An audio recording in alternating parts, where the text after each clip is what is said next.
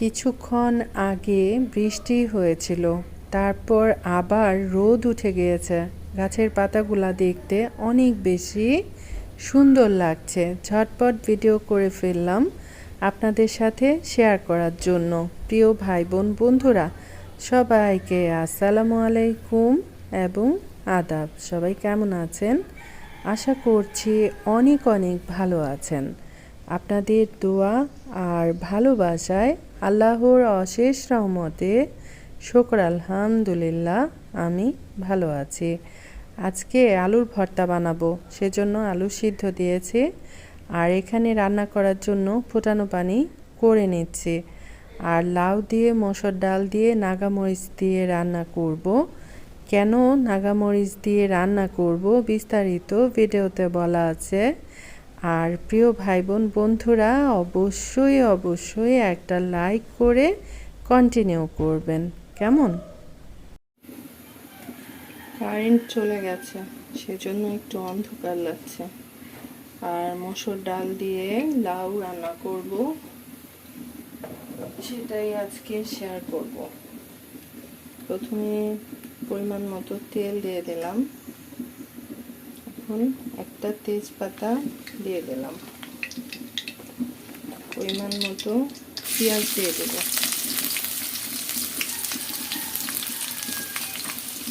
পেঁয়াজটা একটু ভেজে নিই, তারপর আবার আসছি। একদিকে কারেন্ট নাই, আরেকদিকে আকাশ এমন অন্ধকার করেছে, ঝুম বৃষ্টি ছেড়ে দিবে যে কোনো সময়। আদা রসুন বাটা দিয়ে দিলাম।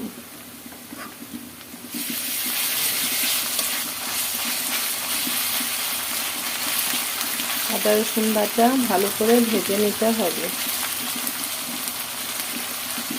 ছেড়ে দিল ঝুম বৃষ্টি।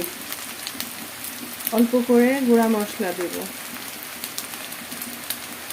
মরিচ গুঁড়া, হলুদ গুঁড়া আর ধনিয়া গুঁড়া, লবণ, পরিমাণ মতো লবণ। ঝুম বৃষ্টি ছেড়ে দিল। এখন একটু ফোটানো পানি দিয়ে দেব।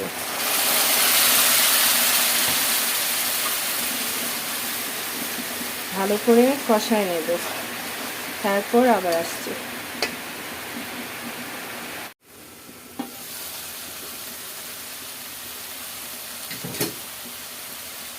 দিয়ে দিচ্ছি লাউ, দিয়ে দিচ্ছি মসুর ডাল,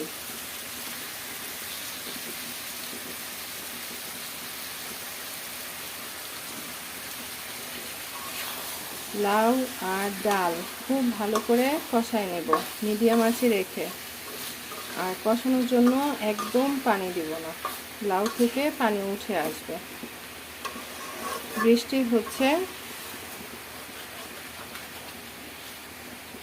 বৃষ্টি দেখছি আর আমি রান্না করছি। বিষয়টা চিন্তা করেন কতটা ভালো লাগার।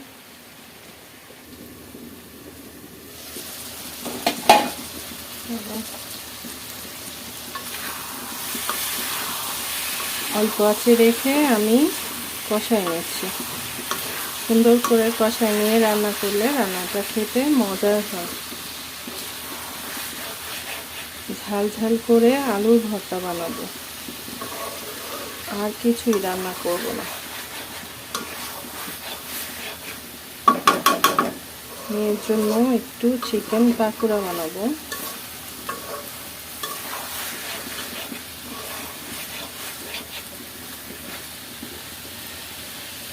আর একটু কষে নিই।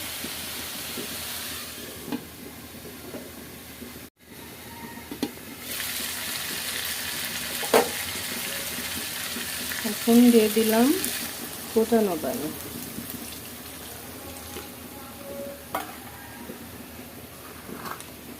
আপনাদের ভাইয়া কোথায় যেন দেখেছে, ইউটিউবে না ফেসবুকে, ঠিক আমি বলতে পারবো না, এই কোন মহিলা নাকি লাউ তরকারি এরকম করে ডাল দিয়ে রান্না করেছে, তার মধ্যে বোম্বাই মরিচ দিয়েছে।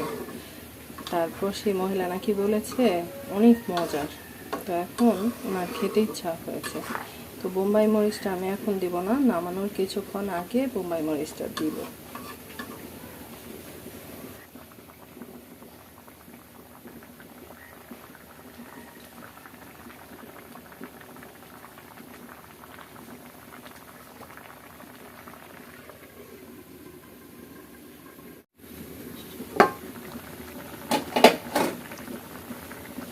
এখন দিয়ে দিব অল্প করে একটু চিনি, লবণ একদম পারফেক্ট আছে। তারপর দিয়ে দিচ্ছি এই যে, এটা হচ্ছে আসল উপকরণ, এই যে মাঝখান দিয়ে এরকম কেটে এখন এটা দিয়ে দেব। ইচ্ছা হয়েছিল দুইটা দিয়ে, আবার চিন্তা করলাম বেশি ঝাল হয়ে যাবে, আর এই জন্য আজকে রান্নায় আমি কাঁচামরিচটা দিই নাই।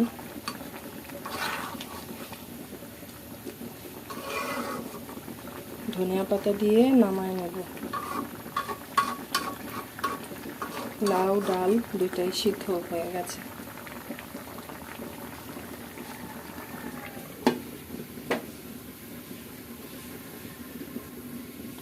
আবার রোদ উঠে গেল আর লাউ রান্নাটা হয়ে গেছে।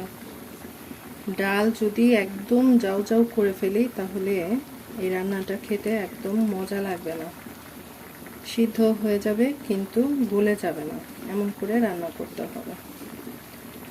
আর নাগা মরিচের ফ্লেভার ছুটে গেছে বাবা। ব্যাস, এই হলো আমার আজকের রান্না বান্না।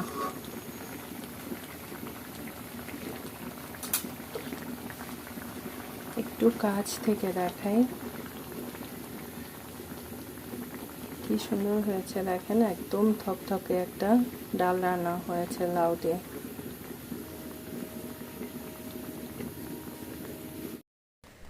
চলে আসলাম লাউ রান্নার ফাইনাল লুক শেয়ার করার জন্য।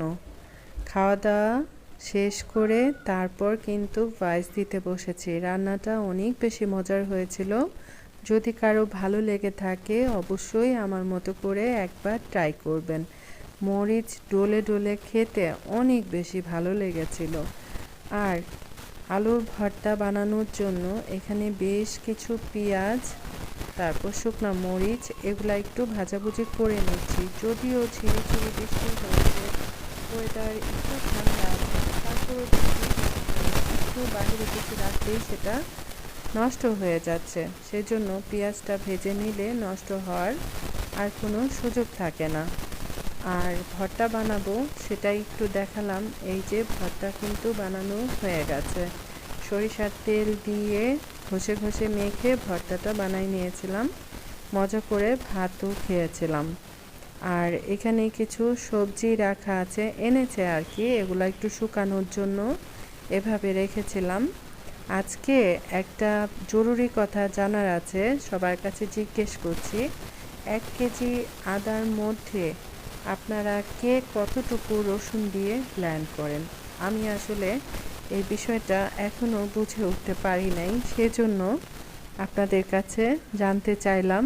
আর এখানে আলু এনেছিল, চিন্তা করে দেখলাম আলু কি দোষ করলো, আলুটা তো ভিডিও করা হয় নাই, সেজন্য সেটাও একটু দেখিয়ে দিলাম। আর বিকেলবেলা নাস্তা বানানোর জন্য এখানে আমি গত 2 দিন আগে এই মাংসটা ম্যারিনেট করেছিলাম। একটু আদা রসুন বাটা, সয়া সস আর কি দিয়েছিলাম, আর কিছু দেইনি, লবণ দিয়েছিলাম কিনা মনে নাই। তো যাই হোক, এইভাবে মুরগির বুকের মাংসটা ম্যারিনেট করে রেখে দিয়েছিলাম চিকেন পাকোড়া খাওয়ার জন্য।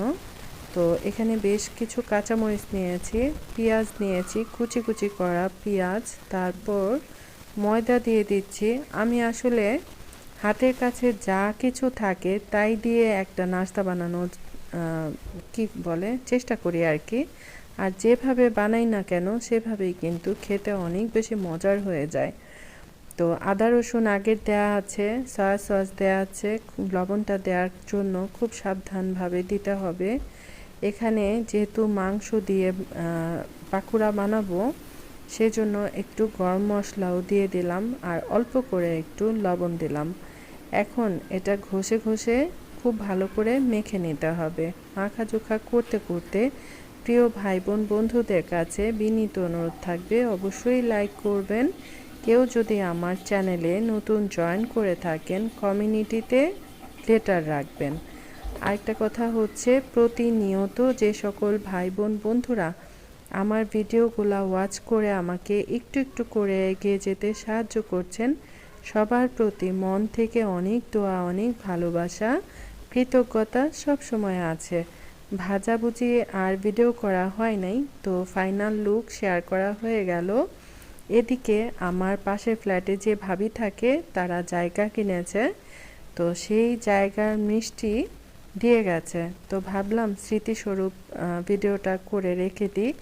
ভাবিদের জায়গার মিষ্টি খেয়েছিলাম।